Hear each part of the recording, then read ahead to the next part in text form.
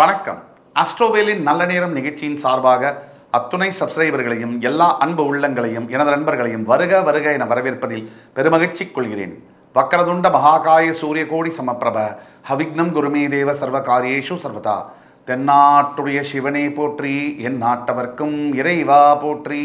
அன்பர்களே நண்பர்களே, இந்த புத்தம் புதிய காணொலியில் உங்கள் அத்துணை பேரையும் வரவேற்பதில் மிக்க மகிழ்ச்சி கொள்கிறேன். இன்றைக்கு வருகின்ற ஆங்கில புத்தாண்டு 2026. இப்போ 2025 வருஷம் இப்போ தான் ஆரம்பித்த மாதிரி இருந்தது. கை நொடி சொடுக்கிறதுக்குள்ளேயும் முடிஞ்சு போச்சு. அவ்வளோ வேகமான ஒரு ஆண்டு. இந்த 2025 பல கிரக மாற்றங்களையும் நிகழ்வுகளையும் நம்ம பார்த்தோம். நம் எல்லோருடைய 12 ராசிகளுக்குடைய அத்தனை பேருக்கும் வாழ்க்கையில் முன்னாடியோ பின்னாடியோ நிறைய மாற்றங்கள் நடந்திருக்கு. நிறைய நல்ல விஷயங்கள், நிறைய போராட்டங்கள், நிறைய சிக்கல்கள், நிறைய சவால்கள், நிறைய சாதனைகள் எல்லாமே நடந்திருக்கு. பல பேருடைய வாழ்க்கை மாறி இருக்கு. அதே மாதிரி வருகின்ற ஆங்கில புத்தாண்டு 2026 எப்படி இருக்கும்? பிரத்யேகமான ஸ்பெஷல் சீரியஸ் புத்தாண்டு, ஆங்கில புத்தாண்டு சிறப்பு பலன்கள் 2026. அந்த வரிசையில் நம்ம இன்னைக்கு பார்க்க போகிறது மேஷ ராசி. காலபுருஷனுடைய முதல் ராசி மேஷ ராசியிலிருந்து தொடங்குறோம். ஆங்கில புத்தாண்டு பொதுவாக நம்ம தமிழ் புத்தாண்டு தான் புத்தாண்டுன்னு எடுத்துப்போம். ஆனால் ஆங்கில புத்தாண்டு நடைமுறையில் இன்னைக்கு இருக்கு. நம்ம பல விஷயம் வேண்டாம்னு நினைச்சாலும் கம்ப்யூட்டரை ஒரு காலத்தில் 30 வருஷத்துக்கு முன்னாடி கம்ப்யூட்டரே வேண்டான்னு போராட்டம் பண்ணோம். இன்னைக்கு கம்ப்யூட்டர் இல்லாமல் நம்மளாலேயே இருக்க முடியல. மொபைல் ஃபோன் வச்சுக்கிறது ரொம்ப லக்ஸரி, அது ரொம்ப ஒரு மிகப்பெரிய ஆளுங்க தான் வச்சுக்க முடியும்னு 90களோட கடைசியில் 2005 வரைக்கும் நினச்சாங்க. இன்னைக்கு மொபைல் ஃபோன் இல்லாமல் இருக்கியா அப்படின்னு கேட்கக்கூடிய அத்தியாவசியமான பொருளாக அது மாறிடுச்சு. ஒருத்தருக்கு கை கால் கூட இல்லாமல்லாம், ஆனால் மொபைல் ஃபோன் அவர்கிட்ட இல்லாமல் இருக்கவே முடியல. அந்த அளவுக்கு இன்னைக்கு காலகட்டங்கள் மாறி இருக்கு. அப்போ 2026 ஆங்கில புத்தாண்டு, வருகின்ற ஆங்கில புத்தாண்டுல முக்கியமாக நடக்கவிருக்கின்ற கிரக நிகழ்வுகள். அதில் முதல்ல இந்த மார்ச் 6ஆம் தேதி நடக்கக்கூடிய வாக்கிய பஞ்சாங்கப்படி கும்பராசியிலிருந்து சனீஸ்வர பகவான் மீனராசிக்கு பெயரவிருக்கிறார். அந்த பலன்கள் எப்படி இருக்கும்? இது என்ன சார், சனிப்பெயர்ச்சி போன வருஷமும் நடந்ததுன்றாங்க, இந்த வருஷமும் நடக்குதுங்க, வருஷம் நடக்குமா? சனிப்பெயர்ச்சி அப்படின்னாலே போன வருஷ வீடியோலையும் நான் சொல்லியிருப்பேன், திருக்கணித பஞ்சாங்கப்படி அது மாறி இருக்கு. ஆனால் வாக்கிய பஞ்சாங்கப்படி இதுதான் இப்பதான் மாறப்போகுது. வாக்கிய பஞ்சாங்கம்னா என்ன, திருக்கணித பஞ்சாங்கம்னா என்ன? வாக்கிய பஞ்சாங்கம் இறைவன் வாக்கு மூலியமா மனிதனுக்கு ஈர்ந்தது, வாக்கு இயல் பஞ்சாங்கம். அதாவது திருக்கணித பஞ்சாங்கம் என்பது சைவம் மற்றும் வைணவ மதத்துக்கிடையே இருக்கக்கூடிய கருத்து வேறுபாடுகள்னால வைணவ மதத்தை சார்ந்தவர்கள், விஷ்ணு பெருமானை வழிபடக்கூடியவர்கள், கணிதத்தின் அடிப்படையில் வாக்கியத்தில் சில திருத்தங்கள்லாம் நாங்கள் அமைக்கிறோம் அப்படின்னு திருத்தி அமைச்சது திருக்கணித பஞ்சாங்கம். இப்போ திருக்கணித பஞ்சாங்கம் ஃபாலோ பண்ண போகிறோமா, நம்ம வாக்கியம் ஃபாலோ பண்ணணுமா அப்படின்னு கேட்டால், சனீஸ்வர பயிற்சி இல்லை எந்த பயிற்சிக்குமே பொதுவாக அந்த காலத்திலிருந்து ஃபாலோ பண்ணப்படக்கூடியது வாக்கிய பஞ்சாங்கமே. இதில் அற்புதம் என்னன்னா, திருக்கணிதமும் வாக்கியமும் இந்த பஞ்சாயத்தை வச்சா கூட ஜோதிட பலன்கள் சார்ந்து 2 பலன்களும் ஒன்றாக வரும். ஜோதிடத்தில் உள்ள கலையில் உள்ள அற்புதம். ஆக வாக்கிய பஞ்சாங்கப்படி திருநள்ளாறுல எப்ப சனி பயிற்சி? போன வருஷம் இல்லை, திருநள்ளாறுல வருகின்ற மார்ச் 6, 2026ஆம் தேதி சனி பயிற்சி. கும்பராசியில் இருக்கக்கூடிய சனி பகவான் பெயர்ந்து மீனராசிக்கு பெயரவிருக்கிறார். இது மேஷராசிக்கு 7.5 சனியுடைய தொடக்கமாக பார்க்கப்படுகிறது. அடுத்த கிரக நிகழ்வு ஜூன் 2ஆம் தேதி மிதுன ராசியில் இருக்கக்கூடிய குரு பகவான் பெயர்ந்து கடகராசிக்கு வருவார். இந்த 2 பயிற்சியை தான் நம்ம முக்கியமான பயிற்சின்னு பார்க்கணும். இப்போ இந்த 2 பயிற்சியும் 12 ராசிகளுக்கு எப்படி இருக்கும் அப்படி பார்க்குற அந்த வகையில் இன்னைக்கு நம்ம மேஷராசியை பற்றி பார்ப்போம். மேஷராசிக்கு எப்பவுமே முன் அவசரமும் எடுத்த செயலில் தான் கரெக்டுங்கிற பிடிவாதமும் அதிகம் உண்டு. அது எந்த காலத்திலையும் உண்டு. ஒரு விஷயத்தை எடுத்தால் அதை முடிக்கிற வரைக்கும் அது தப்பாகவே இருந்தாலும் அது மேலே ஆழமான நம்பிக்கை வச்சு நான் சொல்கிறது தான் கரெக்டு அப்படின்னு நம்பி கடைசி வரைக்கும் அதை கடைபிடிக்கக்கூடிய பிடிவாதம் இருக்கக்கூடிய ஒரு ராசி. வாக்கிய பஞ்சாங்கப்படி மேஷராசிக்கு 7.5 சனி தொடங்கும் போது பொதுவாக எல்லாரும் சொல்கிறது ஏழரை சனின்னு சொன்ன உடனே மிகப்பெரிய பிரச்சனைகள், எல்லா விதத்துலேயும் பின்னடைவு, எல்லா விதத்துலேயும் தடை தாமதங்கள் அப்படின்னு நம்ம சொல்லுவோம். அந்த சனி பகவானும் சொல்கிறது உண்மைதான். சனி பகவான் வந்து ராசிக்கு பக்கத்து வீடு, ராசி அதுக்கு அடுத்த வீடு, எல்லா வீட்லேயும் இருக்கும்போது, ராசிக்குடைய முன் வீடு பின் வீடு 2 வீட்லேயும் இருக்கும் போதும், ராசியில் இருக்கும் போதும் ஏழரை சனி தாக்குதல் இருக்க தான் செய்யும். அதை மறுக்கிறதுக்காகாது. மேஷராசிக்கு எந்த மாதிரியான தாக்குதல்கள் இருக்கும்? மேஷராசியை பொறுத்த வரைக்கும் முதல்ல சனி வந்து ஏழரை சனியை தொடங்கும் போது, அதாவது அவருடைய சனி வந்து எப்படின்னா முதல்ல சிரசுலேருந்து ஆரம்பிப்பாருன்னு சொல்லுவாங்க. அதாவது தலை புத்தியிலேருந்து. அதுக்கப்புறம் ஜென்ம சனியாக வரும்போது ஹிருதயத்திலேருந்து தொடங்குவாருன்னு சொல்லுவாங்க. அதுக்கு பிறகு பாத சனியாக மாறுவாருன்னு சொல்லுவாங்க. இந்த தலையில் வந்து சனி பிடிக்கும் போது, அதாவது மீனராசிக்கு சனி வந்தாலே மேஷராசிக்கு பிரெயின் அப்படின்னு சொல்லக்கூடிய புத்தி என்பது சனியால் வந்து பிடிக்கப்படும். சனி பகவான் வந்து மேஷராசியுடைய புத்தியை பிடிச்சிட்டான்னு சொன்னால் புத்தி வேலை செய்யாது. இதுதான் ஃபஸ்ட்டு பாயிண்ட்டு. புத்தி வந்து நம்மளோட புத்தி நமக்கே வந்து ஆப்போசிட்டாக வேலை செய்யக்கூடியது, நம்பர் 1. சரி, நம்மளோட புத்தி நமக்கே ஆப்போசிட்டாக வேலை செய்யறதை விட ஒரு ஆபத்து வந்து கிடையாது. அது அடுத்தது பாயிண்ட்டு. மேஷராசிக்கு சுற்றி இருக்கக்கூடிய நண்பர்கள், அவங்கெல்லாம் என்ன பண்ணுவாங்கன்னா, சாதாரணமாக நம்ம இருக்கும் போது கூட பிரச்சனை இல்லாமல் இருக்கவங்க இந்த சமயத்தில் பிரச்சனையை உருவாக்குறதுக்கு மேனேஜராக இருந்து ட்ரை பண்ணுவாங்க. நம்ம மேலே வந்து தேவையில்லாத வார்த்தைகள்லாம் பேசுவாங்க, நம்மளை வந்து இன்டிமிடேட், அதாவது தூண்டுவாங்க. நம்மளுடைய உறவுகளில் பிரச்சனையை விரிசலை கொண்டு வரத்துக்கு 3வது மனிதர்களால் பிரச்சனைகள் வரும். இதெல்லாம் சகஜம்தான். ஏழரை சனினால் என்ன பாதிப்புகள் வரும்னா, கணவன் மனைவியிடையே வந்து சாதாரணமாகவே புகையக்கூடிய விஷயங்கள், தீப்பற்றி எரியக்கூடிய நிலைமையில் மாறுறதெல்லாம் தான் சனி செய்வார். அதை அப்படி தான் செய்வார் அவர். அதுதான் ஏழரை சனி. இதைத்தான் நம்ம எதிர்பார்க்கணும். ஏழரை சனி பீரியடில் வந்து நான் வந்து எனக்கு வானத்துலேருந்து வந்து தங்கம் விழும், எனக்கு வைரமெல்லாம் கொட்டும், எனக்கு வந்து நான் வந்து கோடிக்கணக்கில் சம்பாதிப்பேன், இதெல்லாம் வந்து 10 லட்சத்தில் ஒருத்தர் 2 பேருக்கு நடக்கும். 10 லட்சத்தில் 99.99% என்ன நடக்கும்னா பிரச்சனைகள் தான் வரும், ப்ராப்ளம் வரும், நிறைய சேலஞ்சஸ், எதிர்ப்புகள் வரும், ஆஃபீஸ்லேயும் வரும், தொழில் செய்கிற இடத்துல வரும். ஒரே மாதிரி போகாது. இப்போ கீழே மேலே ஏறணும்னா வாழ்க்கையில் கீழே இறங்கி தான் மேலே போகணும். அப்போ இறங்கக்கூடிய காலம் பாடம் படிக்கக்கூடிய காலம், அது தண்டனைக்கான காலமாக பார்க்கக்கூடாது. யாராக இருந்தாலும் எப்பேற்பட்டவர்களால் தான் அவரவர் செய்த கர்மாவிற்கு ஏற்ப சனி பகவானுடைய பலன்கள் அமையும். அவரவர் ஒவ்வொரு கர்மா செய்வாங்க. அதாவது சஞ்சித கர்மா, பிராரப்த கர்மா, ஆகாமிய கர்மான். அந்த மாதிரி ஏழரை சனியுடைய தாக்குதலில் மேஷராசி செவ்வாயுடைய வீடுங்கிறதுனால அது சனிக்கு வந்து 3 மற்றும் 4ஆம் வீடு. மகரத்திலேருந்து பார்க்கும்போது 4ஆம் வீடு, கும்பத்திலேருந்து பார்க்கும்போது 3ஆம் வீடு. அப்படிங்கிறதுனால உங்களுடைய சுய ஜாதகத்தில் சனி எங்கே இருக்கார், அதனால் அதை வைத்து உங்களுடைய பலன்களும் சிலது மாறும்.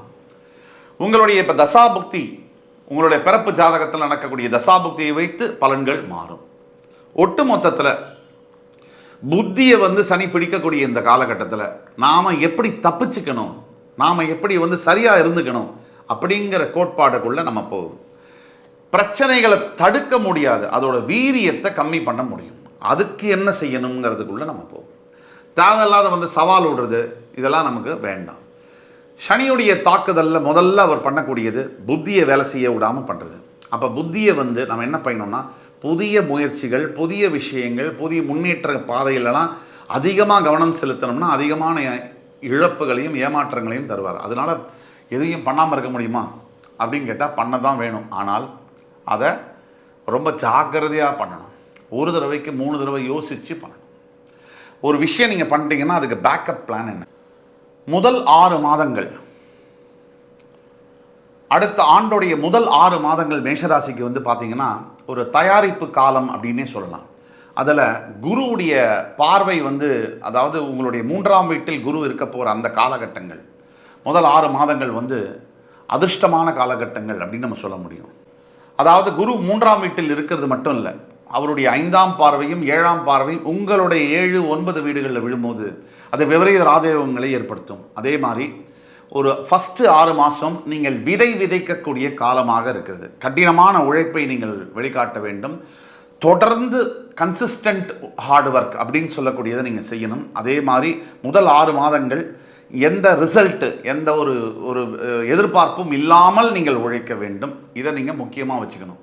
அதே மாதிரி குருவுடைய 7ஆம் பார்வை உங்களுடைய 9ஆம் வீட்டில் விழும்பொழுது உங்களுக்கு வெளிநாடு செல்லக்கூடிய யோகங்கள்லாம் வந்து நிறைய வரக்கூடிய வாய்ப்புகள் இருக்குது.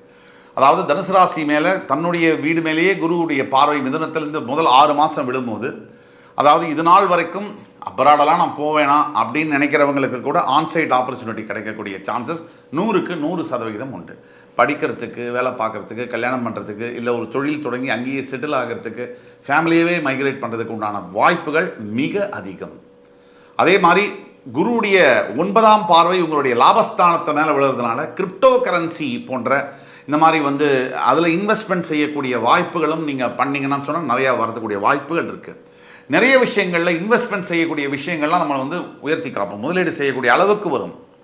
பஞ்சம், இந்த கடன் தொல்லை, இந்த குருவுடைய ஒரு பக்தி, குருவுடைய ஒரு சக்தி, இதனால் உங்களுடைய மேஷராசிக்கு முதல் 6 மாதம் ஒரு ப்ரொடெக்ஷன், இன்சூரன்ஸு கவர் மாதிரி கிடைக்கும். குரு பகவானுடைய ஆசீர்வாதத்தினால என்னென்ன கிடைக்கும்னா, கடன் மேலே இருக்கக்கூடிய ஆழமான பிரச்சனைகள், உடம்பில் இருக்கக்கூடிய பிரச்சனைகள், அதாவது இந்த ஆரோக்கியம் சம்பந்தப்பட்ட பிரச்சனைகள், வீட்டில் இருக்கக்கூடிய பிரச்சனைகள், கல்யாணம் சம்பந்தப்பட்ட பிரச்சனைகள், கல்யாணமாக நடக்குமா, வாய்ப்பே இல்லை இந்த பிறவியில் அப்படிங்கிற பிரச்சனைகள்லாம் மாறும். அடுத்த 6 மாதம் ஜூனுக்கு பிறகு, அதாவது சரியாக ஜூன் 2ஆம் தேதி குரு பகவானுடைய பயிற்சி மிதுனத்திலேருந்து கடகத்துக்கு வரதுக்கு அந்த பிறகு பார்த்தீங்கன்னா கடைசி வரைக்கும், இந்த ஆண்டு கடைசி வரைக்கும் அறுவடை காலம் மாதிரி நீங்கள் பார்க்கலாம். நீங்கள் போட்ட விதையை அறுவடை பண்ணக்கூடிய காலம். எந்த மாதிரி காலம்னா, மிகப்பெரிய அளவில் ரிட்டர்ன்ஸ் வரக்கூடிய, அதாவது பதவி உயர்வு, அதாவது பொருளாதார நிலையில் மிகப்பெரிய அளவில் மாற்றங்கள். அதே மாதிரி ரொம்ப முக்கியமான ஒரு விஷயம் என்னென்னா, இதுவரைக்கும் இல்லாத அளவுக்கு கணவன் மனைவிக்குள்ளே ஒரு அந்யோன்யம், ஒரு பாண்டிங், ஒரு ஃபேமிலி டுகெதர்னஸ் அப்படின்ற மாதிரியான விஷயங்கள் இதெல்லாம் நடக்கும். அதே மாதிரி உங்களோட பிஸ்னஸ் ஆப்பர்ச்சுனிட்டிஸ், வியாபார ரீதியாக இருக்கக்கூடிய மேஷராசி என்பவர்களுக்கு, நீங்கள் எஸ்பெஷலி நீங்கள் ஐடி துறை, காவல்துறை, அரசாங்கத்தில் வேலை பார்க்கக்கூடியவர்களாக இருக்கலாம், இல்லை ப்ரைவேட்டில் பெரிய பொறுப்பில் இருக்கிறவங்களாக இருக்கலாம், உங்களுக்கெல்லாம் இருக்கிற இடத்துல விட இன்னொரு பெரிய லெவலில் ட்ரான்ஸ்ஃபர் வித் ப்ரமோஷன் அப்படிங்கிற மாதிரியான அமைப்பில் வரலாம். அதே மாதிரி சொத்து, அதாவது பூர்வீக சொத்து பயங்கரமான வழக்கு நிலுவையில் இருக்குது, பல ஆண்டுகளாக இருக்குன்னா அந்த சொத்து உங்கள் கைக்கு வரக்கூடிய, உங்கள் கைக்கு கிடைக்கக்கூடிய வாய்ப்புகளாக இருக்கலாம். இது எல்லாமே உங்களுக்கு நடக்கும். பொதுவாக இந்த ஏழரசனியுடைய பாதிப்புக்குன்னு ஸ்பெஷலாக நம்ம பேச போகிறோம். இப்போது ஏழரசனியுடைய பாதிப்பு கண்டிப்பாக உண்டு, அதை நம்ம பேசணும். ஆனால் இதில் ஒரு சின்ன மாறுபாடு இருக்குது. 12 ராசிகளில் குருவோட வீட்டில் சனி இருக்கும்போது மட்டும் அந்த பாவத்துவம் கம்மியாகுது. அது மோட்சஸ்தானமும் கூட, சனிக்கு உகந்த வீடும் கூட, 12ஆம் வீடு காலபுருஷனுக்கு. அப்படிங்கிற போது அது கொஞ்சம் பாதிப்புகள் கம்மியாக தான் இருக்கும். வணிகம், பிஸ்னஸ், ஒரு ஜாப், எம்ப்ளாய்மெண்ட் அப்படின்னு எடுத்துட்டா மேஷராசிக்கு இந்த காலகட்டங்களில், இந்த ஒரு ஆண்டு ஆங்கில புத்தாண்டில் குருவுடைய பலம் காரணமாக, குரு தரக்கூடிய ஆதரவு காரணமாக, பாக்யாதிபதி இல்லையா மேஷத்துக்கு, அவருடைய கையை பிடிச்சிட்டு உங்களை என்ன பண்ணுவார், உங்கள் கையை அவர் தோள் மேலேயே உங்களை உட்கார வச்சுட்டு கரையை தாண்டி உங்களை அக்கறைகளை கொண்டு போய் சேர்ப்பார். இது தட்சிணாமூர்த்தி சுவாமி பண்ணக்கூடிய சத்தியம். இதனால் என்ன அப்படின்னா, பலதரப்பட்ட பிரச்சனைகள், அதாவது ஒரு மனிதனுக்கு வாழ்க்கையில் என்னென்ன பிரச்சனைகள் வரலாம். பீக் அப்படின்னா, நல்ல கல்யாணமாச்சு, குழந்தை வரைஞ்சி, நல்ல ஒரு வேலையில் இருக்கும், சடனாக ஒரு பிரச்சனை வரும், வேலை போயிடும், இல்லை குழந்தைங்களுக்கு அந்த வாழ்க்கையை கொடுக்க முடியாத நடுவில் ஸ்ட்ரக் ஆகும். நல்ல ஸ்கூலில் படிக்க வச்சுருப்பாங்க, கம்மியான ஸ்கூலில் சேர்க்கும்போது அந்த வலி இருக்கு இல்லையா, தாய் தந்தை இருக்குது, அதெல்லாம் தாங்கக்கூடிய ஒரு வழி இல்லை.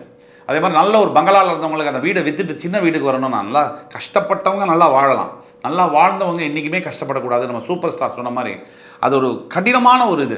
அந்த மாதிரியான விஷயங்கள் நடக்காமல் இருக்கிறதுக்கு தான் குருவுடைய பலம் நமக்கு தேவை. அந்த குரு பலம் இன்னைக்கு இந்த வருஷத்தில் உங்களுக்கு இருக்கும்.